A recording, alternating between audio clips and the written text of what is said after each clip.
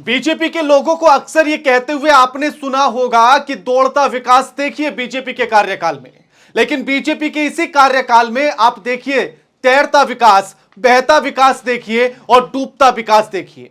देखिए छत से टपकता हुआ संसद भवन के पानी को देखिए और राम मंदिर की छत से टपकते हुए पानी को देखिए। नमस्कार, मैं आपके साथ के राणा, ऑनलाइन न्यूज इंडिया देख रहे हैं आप।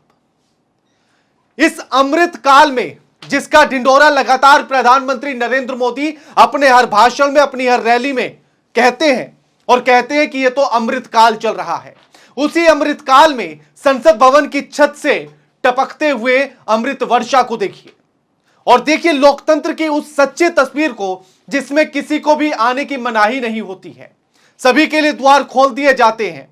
जैसे बारिश क्या पड़ी और बारिश का पानी सड़कों पर क्या बहा, उसके लिए संसद भवन के द्वार भी खोल दिए गए और पानी कलकल करता हुआ संसद भवन के भीतर आ गया, क्योंकि भैया उसको भी तो कुछ जरूरतें होंगी, वो भी तो अपनी बात रखने के लिए संसद भवन में पहुंचा होगा।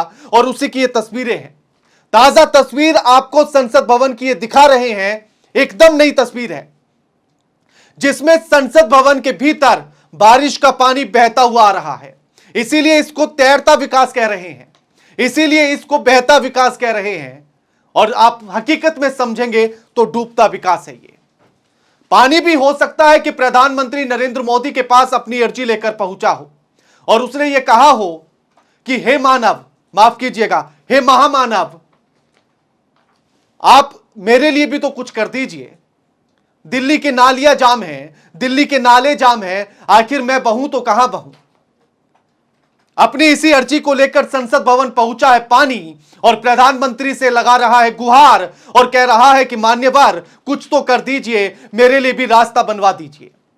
वैसे तो आपके बनाए रास्तों पर यकीन नहीं है, क्योंकि दिल्ली का रामपथ भी हमने देखा है जो एक ही बारिश में हमारे साथ साथ बहता चला गया।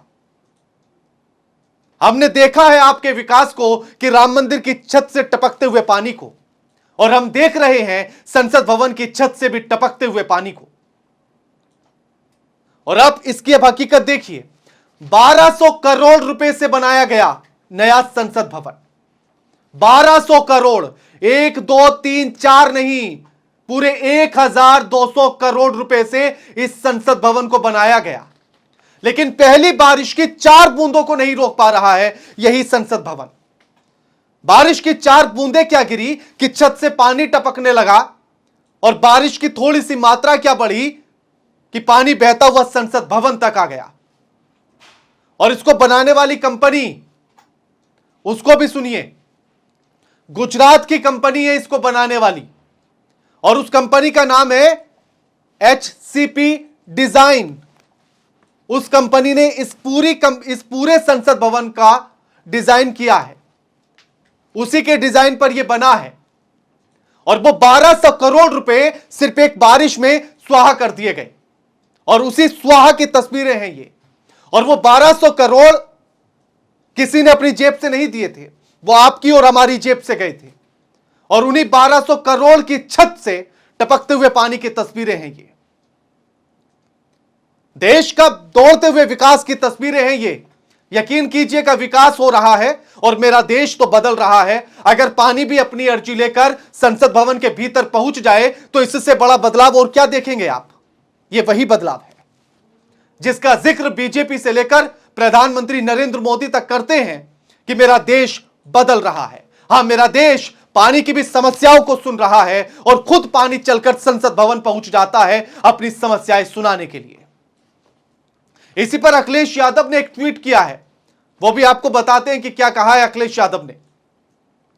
टपकते हुए छत से और नीचे रखी हुई बाल्टी, उसी की वीडियो को उन्होंने पोस्ट किया और उसके बाद अखिलेश यादव ने जो लिखा है उसको सुनिए।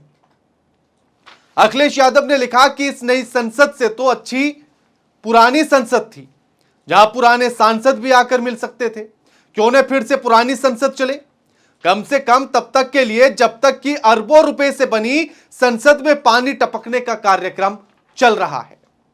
जनता पूछ रही है बीजेपी सरकार में बनी हर नई चीज या हर नई छत से पानी टपकता है। उनकी सोच समझकर बनाई गई डिजाइन का हिस्सा होती है, या फिर इसके आगे की लाइन आप जोड़ लेना, अखिलेश यादव ने यही छोड़ दिया कि क्या ये पानी टपकना भी उनकी सोचे समझे डिजाइन का हिस्सा तो नहीं है कि बारिश पड़ेगी तो संसद भवन के भीतर भी आप बारिश की फुहारों का मजा ले सकते हैं। शायद इसीलिए बनाई गई होगी। और जब आप महंगे महंगी कारों से नीचे नहीं उतरे होंगे ये मंत्री, और एसी कमरों से बाहर नहीं निकले होंगे, तो बारिश के पानी में चलने का मजा क्या होता है जो गांव के लोग, किसान अक्सर लेते हैं। शायद उस मजे को दिलाने के लिए संसद में ये बारिश का पानी मंगवाया गया हो, ये डिजाइन का हिस्सा हो, ये हो सकता है। और आप सोचिए कि प्रधानमंत्री नरेंद्र मोदी एक बात कहते हैं कि जितने भी सरकारी प्रोजेक्ट चल रहे हैं, जितने भी निर्माण कार्य करा रही है सरकार, उन सबकी मैं पर्सनल ड्रोन भेजकर चेकिंग कराता हूं, निरीक्षण कराता हूं। तो नरेंद्र मोदी साहब, क्या संसद भवन पर भी ड्रोन भेजा था उसका निरीक्षण करने के लिए कि छत टपकेगी या नहीं टपकेगी, या आपकी निरीक्षण में आपकी पैनी नजर से ये पानी टपकने वाली जो जगह है ये छूट गई थी? कुछ पुरानी तस्वीर दिखाते हैं। 2 बार निरीक्षण करने के लिए पहुंचे थे प्रधानमंत्री नरेंद्र मोदी इसी संसद भवन का, नई वाली का। जब इसका निर्माण कार्य चल रहा था तो प्रधानमंत्री नरेंद्र मोदी पहुंचे थे निरीक्षण करने के लिए। इस संसद भवन को बनाने वाले जो मुख्य आर्किटेक्चर हैं उनका नाम है विमल पटेल। अब पटेल से आप समझ जाइए कहां है के हैं। विमल पटेल ने इसका पूरा डिजाइन तैयार किया है।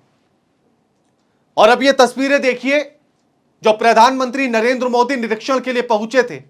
अब इन तस्वीरों के बाद यह समझना बड़ा मुश्किल हो जाएगा कि नरेंद्र मोदी कौन है और विमल पटेल कौन है।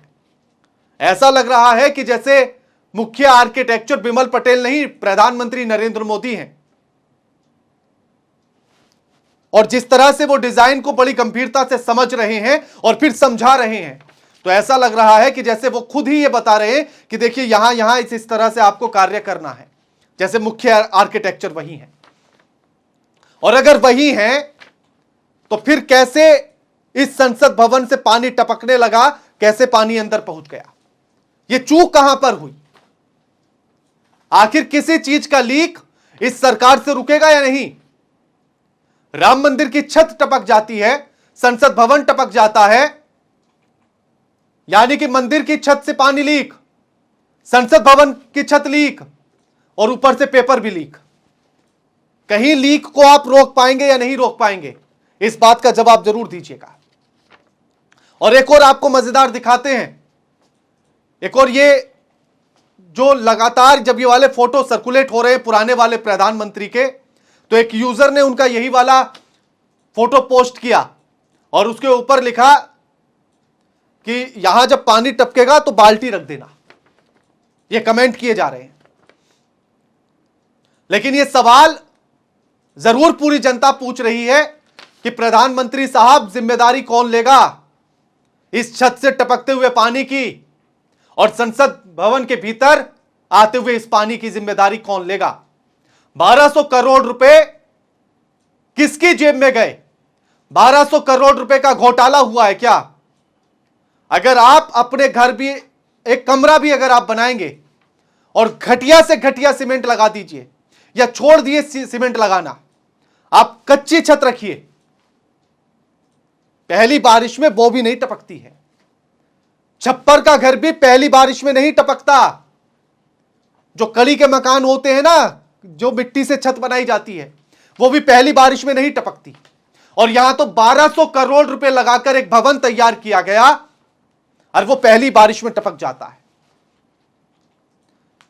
एक मंदिर, राम मंदिर, कई सौ करोड़ रुपए लगाकर बनाया गया, उसकी छत टपक जाती है।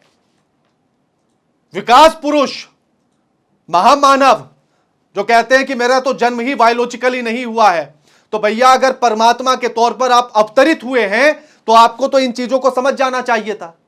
आपको तो बता देना चाहिए था अपनी दिव्य दृष्टि से और दिव्य शक्तियों से कि यहां ऐसे ऐसे मत कीजिए वरना पानी टपकेगा। भविष्य में नई संसद भवन में जब शीतकालीन सत्र के बाद आप मॉनसून सत्र में बैठेंगे तो बारिश का पानी अंदर घुस जाएगा। अभी बता रहा हूं मैं, इसलिए इसके लिए ऐसा काम कर लीजिए। तो यह बात आप तभी बता देते अपनी दिव्य शक्तियों से, लेकिन आप नहीं बता पाए क्योंकि आपको भी 1200 करोड़ रुपए इस पानी के साथ बहाने थे। लेकिन इस बात की जिम्मेदारी जरूर तय कीजिएगा प्रधानमंत्री साहब कि इस टपकती हुई छत से पानी का जिम्मेदार आखिर कौन है। वो 1200 करोड़ जो हमारी जेब से गए, जनता की जेब से गए, आखिर वो किसकी जेब में गए हैं, उसका हिसाब आपको देना पड़ेगा।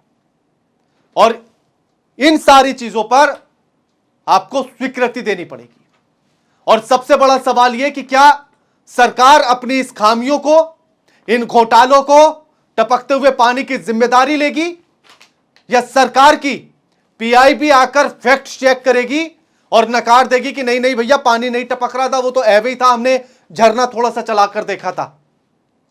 या सिर्फ वो फैक्ट चेक में इन सारी बातों को झुटला देगी, यह भी अभी देखना होगा। लेकिन जिम्मेदारी तय करना जरूरी है क्योंकि 1200 करोड़ रुपए इसी देश के खर्च हुए हैं। और दौड़ता विकास तो ठीक था, लेकिन तैरता विकास हमें नहीं चाहिए, बहता विकास हमें नहीं चाहिए। आप जनता की अर्जियां सुन ले, इतना ही काफी है। पानी को अपनी अर्जी लेकर आपके पास तक आना पड़े, यह हमें नहीं चाहिए। इस लोकतंत्र में आप सिर्फ देश की जनता की अर्जियां सुन ले, यह काफी है। और इस विकास को लेकर, बीजेपी के विकास को लेकर, प्रधानमंत्री के उन तमाम बड़बोलेपनों को लेकर, उन तमाम भाषणों को लेकर, खुद के निरीक्षण करना, ड्रोन भेजकर निरीक्षण करने को लेकर आप क्या कुछ सोचते हैं, आप कितना यकीन करते हैं, हमें कमेंट बॉक्स में कमेंट करके जरूर बताइए। वीडियो को ज्यादा से ज्यादा शेयर कीजिए और चैनल को सब्सक्राइब करना मत भूलिए।